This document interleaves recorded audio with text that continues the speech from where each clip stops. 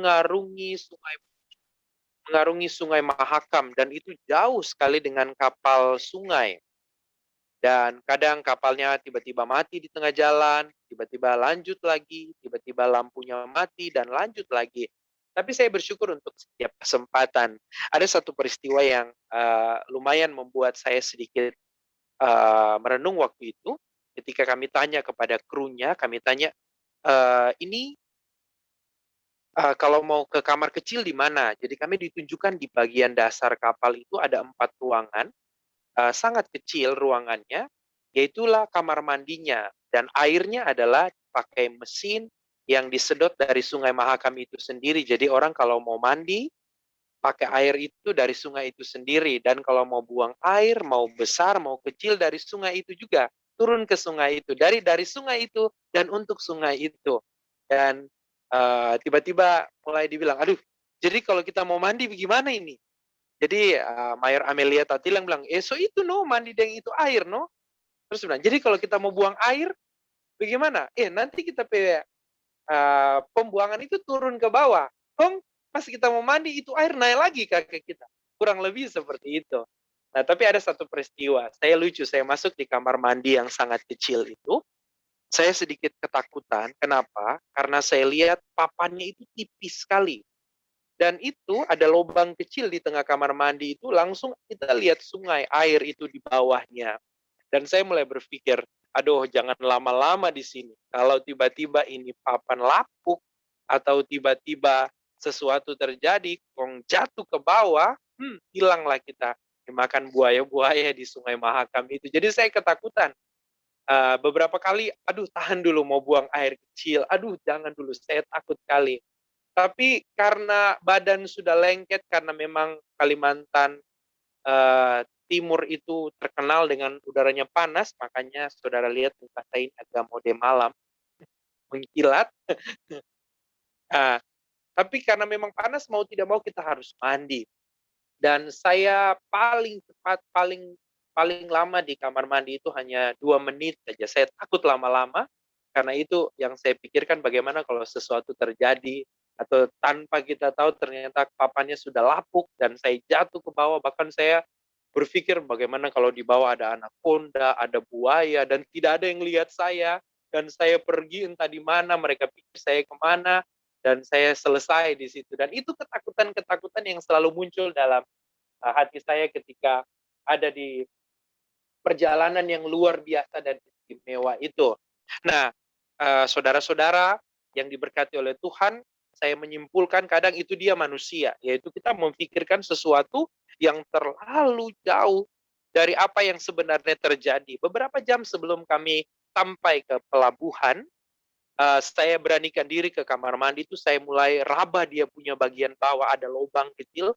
Saya raba dan ketika saya pegang, ternyata di situ ada besi-besi, ada reng seperti kotak-kotak begitu untuk dibuat menopang ternyata. Dan ketika turun dari kapal, saya coba intip, oh iya, ternyata sebenarnya aman. Kamar mandi kecil itu sebenarnya, kita mau lompat-lompat juga sebenarnya enggak apa-apa di situ, kita akan tetap aman.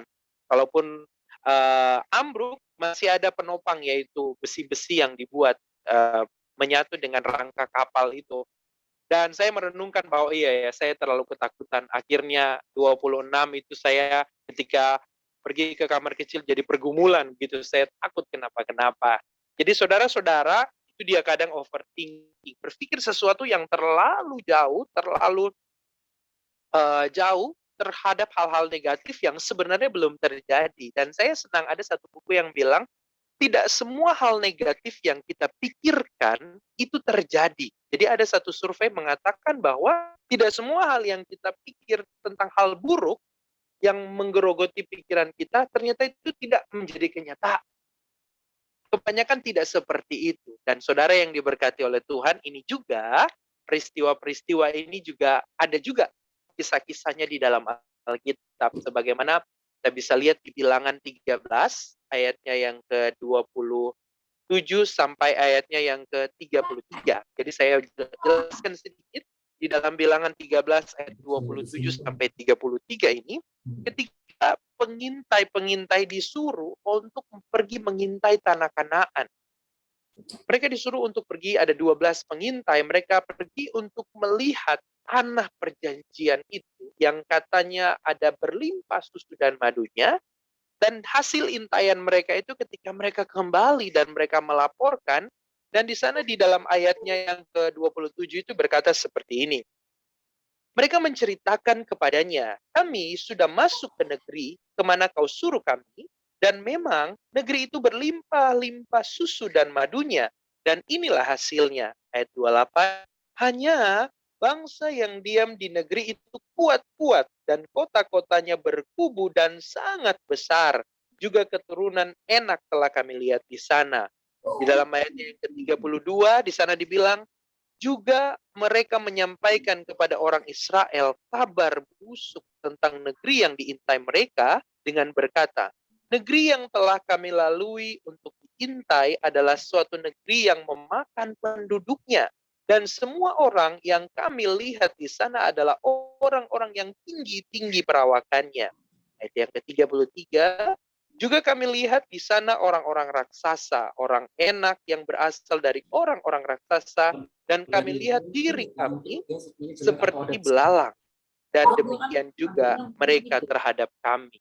Nah, ini dia, saudara yang diberkati oleh Tuhan. Kalau kita lihat ada unsur-unsur overthinking dari ayat ini, di mana para pengintai ini ketika mereka melihat, mereka belum seutuhnya ada di negeri ini, tetapi berdasarkan apa yang mereka sudah lihat, mereka langsung buat sesuatu kesimpulan di dalam pikiran mereka bahwa orang-orang yang ada di tanah Kanaan ini adalah orang-orang yang kuat, orang-orang raksasa, orang-orang besar, dan mereka lihat diri mereka itu seperti belalang. Artinya bahwa ada ketakutan, ada kekhawatiran yang mereka rasakan baru melihat, belum betul-betul menduduki secara penuh tanah perjanjian itu. Nah, saudara-saudara, kadang kita juga dalam perjalanan ini juga mengalami hal yang demikian. Kita kadang sudah memikirkan ini, apa yang terjadi besok, lusa, tahun depan, minggu depan. Dan tidak jarang yang kita pikirkan, yang kita kedepankan dalam berpikir adalah hal-hal negatifnya. Adalah kemungkinan-kemungkinan terburuk yang akan terjadi, walaupun sebenarnya kita belum melangkah, walaupun sebenarnya kita belum maju untuk melewati itu.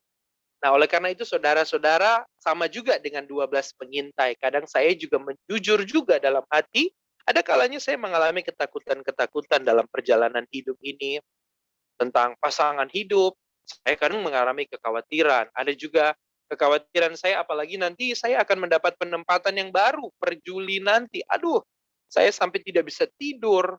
Saya sampai sangat berasa rohani sekali tengah malam ketika saya bangun, standby gitar harus selalu ada di samping tempat tidur. Ambil gitar, menyembah lagi, nyanyi lagi, karena saya punya ketakutan-ketakutan dengan berbagai macam hal. Tetapi kembali lagi, firman Tuhan itu nyata, firman Tuhan itu benar, firman Tuhan itu tidak pernah salah, firman Tuhan itu kekuatan kita semua sebagai orang percaya, dan firman Tuhan itu Tuhan mau melalui kebenaran firman Tuhannya, melalui kebenarannya, agar saya dan kita semua sebagai umat-umat Tuhan, kita itu harus punya positive thinking, bukan overthinking tadi. Artinya yang Tuhan inginkan sebagai umat-umat Tuhan, orang-orang percaya, yang ada di pikiran kita bukan overthinking, tapi harus ada positive thinking. Oleh karena itu sore hari ini kita akan menemukan bersama-sama di dalam beberapa ayat terkait dengan bukti-bukti bahwa Allah mau bahwa hidup saya, hidup kita semua, saudara-saudara semua di NSV ini harus memiliki pikiran yang positif terhadap situasi dan kondisi yang ada di hadapan kita. Oleh karena itu kita lihat bukti yang pertama, kita bisa lihat di dalam Filipi 4 ayatnya yang ke-8. Filipi 4 ayat yang ke-8, saya ingin bacakan kepada kita semua apa yang dikatakan kebenaran Tuhan di sana. Dikatakan seperti ini. Jadi akhirnya, saudara-saudara, semua yang benar, semua yang mulia, semua yang adil, semua yang suci, semua yang manis, semua yang sedap didengar, semua yang disebut kebajikan dan patut dipuji, pikirkanlah semuanya itu. Jadi, bagian yang pertama pada sore hari ini, bukti-bukti bahwa Tuhan mau supaya kita memiliki pikiran yang positif, bukan overthinking tadi, adalah kita lihat di Filipi 4 ayat yang 8. Di sana dikatakan semua yang hal-hal positif disebutkan. Dan kalimat terakhir bilang, pikirkanlah semuanya itu. Jadi penting bagi saya dan kita semua untuk memulai hari-hari dengan memiliki pemikiran-pemikiran yang positif. Jadi dengan kata lain, firman Tuhan mau ajarkan kepada saya, kepada kita semua, memulai hari kita dengan hal-hal yang positif. Kalau bahasa anak Jakarta Selatan, vibes-nya itu harus positif. Artinya, bangun pagi, kita harus punya iman sama Tuhan bahwa hari ini saya akan diberkati oleh Tuhan. Hari ini saya akan ditolong oleh Tuhan. Hari ini pekerjaanku akan selesai. Hari ini Tuhan akan pegang tanganku. Hari ini kalau saya sakit, pasti saya akan sembuh hari ini. Hari ini kalau saya alami tantangan, pasti saya akan ditopang oleh Tuhan. Ini dia yang Tuhan mau dalam hidup kita. Bukan hanya sampai kepada berpikir, saya tadi diberkati ya kesaksiannya Kak Stefani ya, dibilang bukan hanya pikiran yang bijaksana, tapi hati juga yang harus bijaksana. Mungkin kita tambahkan, mulut kita juga harus bijaksana, memperkatakan hal-hal yang positif untuk menjalani hari-hari ini. Banyak orang lupa memperkatakan. Jadi hari ini saya juga belajar secara pribadi, oh ya benar ya, kalau Tuhan mau saya memikirkan semuanya, artinya saya harus percaya bahwa hal-hal positif itu harus datang dalam hidup saya, karena itu yang Tuhan mau. Bahkan Tuhan bilang, pikirkanlah semua itu, perkatakanlah semuanya itu, maka saya percaya itu akan terjadi atas hidup kita. Jadi saudara yang hari-hari ini sering khawatir, sedih, aduh berpikir, aduh bagaimana besok ya, jangan-jangan gagal, jangan-jangan tidak jadi, jangan-jangan mengecewakan, jangan seperti yang diharapkan. Hari ini firman Tuhan bilang, stop overthinking, tapi rubah menjadi hal yang positif. Dengan keyakinan, kita harus percaya, memperkatakan hal-hal yang positif. Karena bukan hanya orang percaya, ada ilmu-ilmu psikologi pun juga bilang, segala sesuatu yang positif dari dalam diri kita, itu akan menghasilkan sesuatu yang positif juga. Kita bayangkan, kalau dari ilmu psikologi saja bilang, memiliki positive thinking itu baik, apalagi kita sebagai anak-anak Tuhan. Apalagi kita sebagai pengikut-pengikut Tuhan. Kalau disertai dengan iman percaya, maka saya yakin percaya hidup kita, kita akan melihat bahwa hidup yang positif itu jadi bagian kita. Kata positif itu banyak keuntungannya. Membuat tubuh kita sehat, membuat pikiran kita sehat, membuat kita dapat melakukan berbagai macam hal dengan baik di hadapan Tuhan dalam kehidupan kita sehari-hari. Yang kedua, saudara-saudaraku, bukti bahwa Allah mau melalui firman-Nya supaya kita hidup memiliki positive thinking, bukan overthinking. Kita bisa lihat di dalam Roma 12 ayatnya yang ketiga. Di dalam Roma 12 ayat yang ketiga, di sana bilang seperti ini, saya bacakan. Berdasarkan kasih karunia yang dianugerahkan kepadaku, aku berkata kepada setiap orang di antara kamu, janganlah kamu memikirkan hal-hal yang lebih tinggi daripada yang patut kamu pikirkan. Tetapi hendaklah kamu berpikir begitu rupa, sehingga kamu menguasai diri menurut ukuran iman yang dikaruniakan Allah kepada kamu masing-masing. Bagian yang saya garis bawahi di sini adalah kata ini. Janganlah kamu memikirkan hal-hal yang lebih tinggi daripada yang patut kamu pikirkan. Di dalam bahasa aslinya, ini mengandung makna janganlah kamu khawatir dengan segala sesuatu yang belum terjadi di hidup kamu.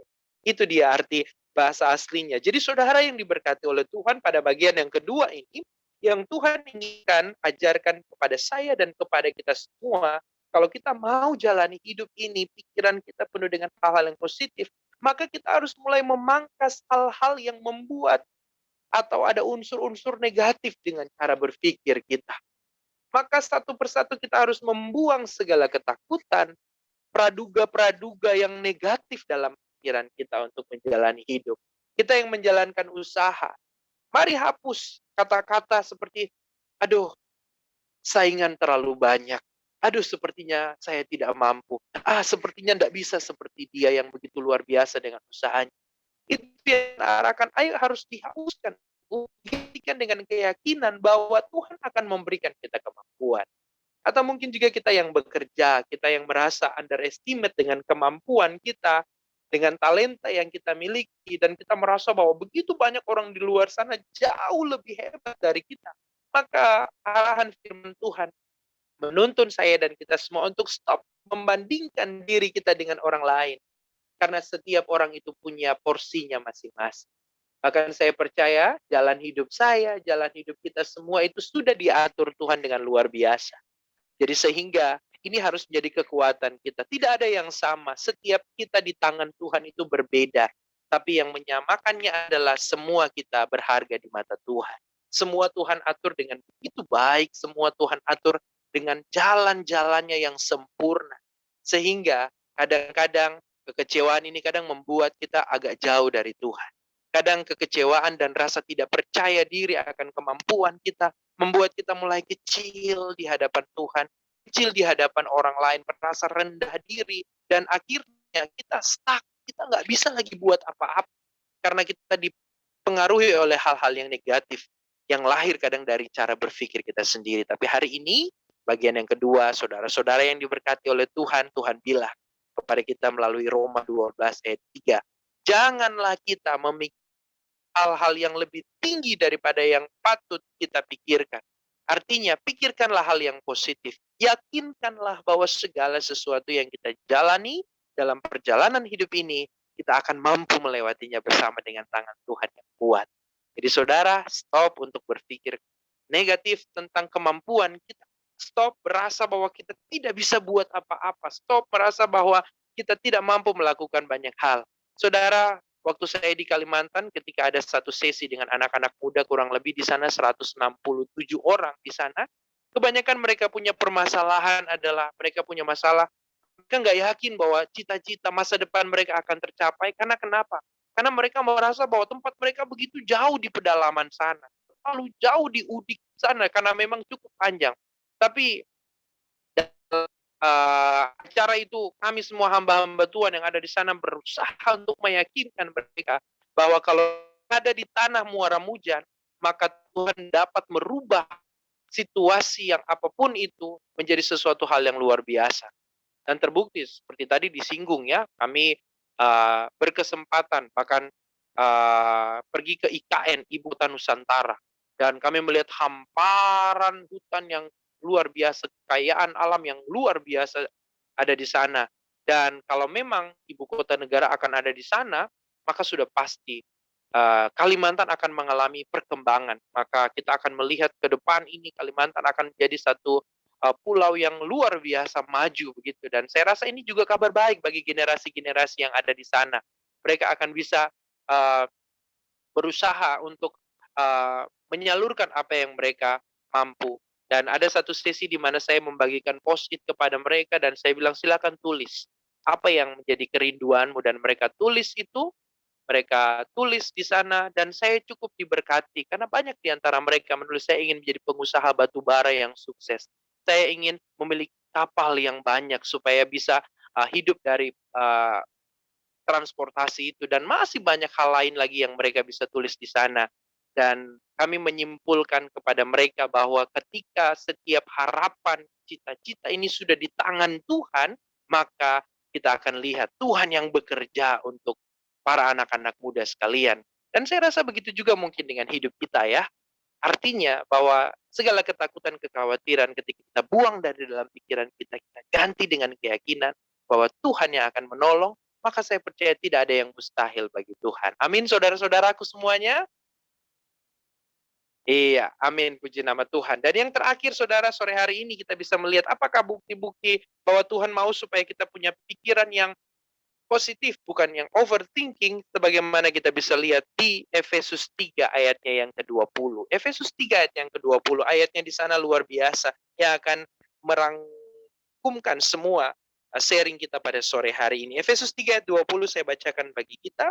Bagi dialah yang dapat melakukan jauh lebih banyak daripada yang kita doakan dan pikirkan, seperti yang ternyata dari kuasa yang bekerja di dalam kita.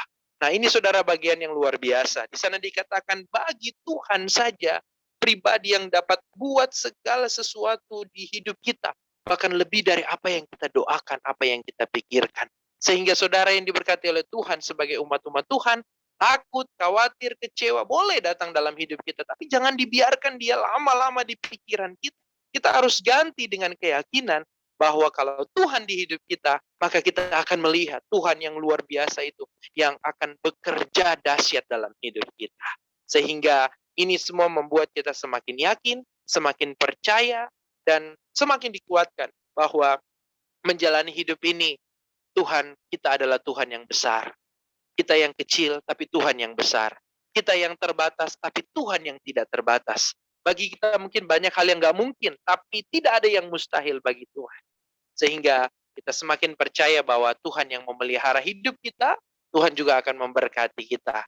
Jadi saudara, kesimpulannya, stop overthinking, tapi mulailah mengisi hidup kita dengan hal-hal yang positif. Yakinkan bahwa perjalanan hidup kita sampai hari ini, malam hari ini, itu karena pertolongan Tuhan. Itu karena kuasa Tuhan.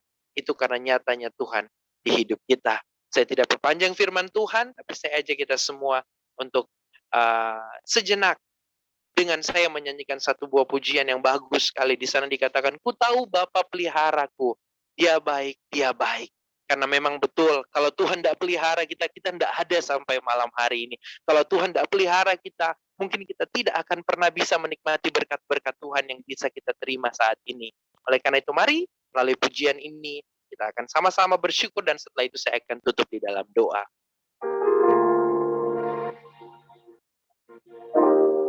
Yang tahu lagunya bisa bersama-sama dengan saya di pujian ini.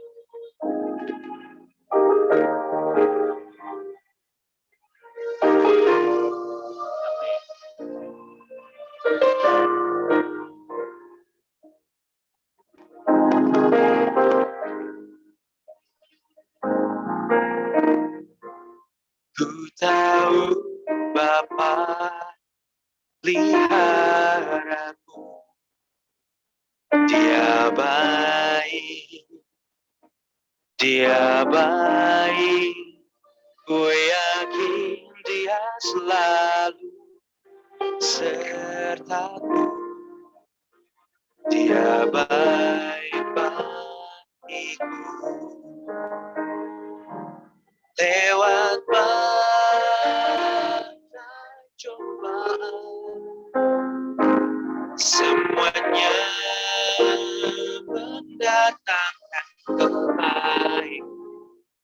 Ku tahu Bapa peliharaku, dia baik bagiku. Amin. Saudara-saudara, Tuhan tidak menjanjikan bahwa kadang ketika kita menghadapi masalah itu langsung selesai. Tuhan tidak menjanjikan ketika kita mengalami sakit penyakit, tiba-tiba langsung kita sembuh saat itu juga. Tapi satu hal yang Tuhan janjikan, ketika kita ada dalam trouble, ketika kita ada dalam persoalan, ketika kita ada dalam kekhawatiran dan ketakutan, di sana ada Tuhan. Di sana Dia bersama dengan kita, Dia pegang tangan kita, Dia rangkul kita bahkan dalam titik di mana kita sudah tidak mampu. Di sana Tuhan yang akan bekerja bagi kita. Bukankah bangsa Israel juga sering sekali mengalah? Tuhan pernah bilang sama bangsa Israel, aku akan berperang bagi kamu dan kamu akan diam saja. Dan saya rasa itu juga berlaku atas hidup kita. Di saat kita sudah gak mampu lagi, terlalu sulit, terlalu berat, pergumulan, percayalah bahwa Tuhan akan hadir dalam hidup kita. Akhirnya saudaraku, mari kita sama-sama memiliki pikiran yang positif dan yakin bahwa di tangan Tuhan ada pemeliharaannya yang sempurna. Mari kita berdoa. Terima kasih banyak Bapak di sorga. Sore hari ini kami bersyukur kepada Tuhan untuk persekutuan dengan sharing firman Tuhan yang sudah sama-sama kami dengarkan. Kembali mengajarkan kepada kami semuanya termasuk hamba-Mu untuk kami harus taat pada apa yang Tuhan inginkan. Bahwa kami harus mengisi pikiran kami dengan hal-hal yang positif. Di luar sana terlalu banyak hal yang negatif. Di luar sana terlalu banyak hal-hal yang membuat kami kadang mengarah, berpikir overthinking, berlebihan dengan apa yang akan terjadi. Tetapi terima kasih Tuhan, karena kami punya Bapa yang setia. Kami punya Bapa yang baik, yang pegang hidup kami. Bahkan bertanggung jawab atas kehidupan kami. Oleh karena itu terima kasih Tuhan, ketika kami akan menjalani hari-hari di hadapan kami mau Tuhan bersama dengan kami. Kami mau Tuhan yang tuntun kami. Kami mau Tuhan yang akan topang dan berikan kekuatan kepada kami. Sehingga kami memperoleh hari-hari dan pengalaman-pengalaman luar biasa yang Tuhan sediakan bagi kami.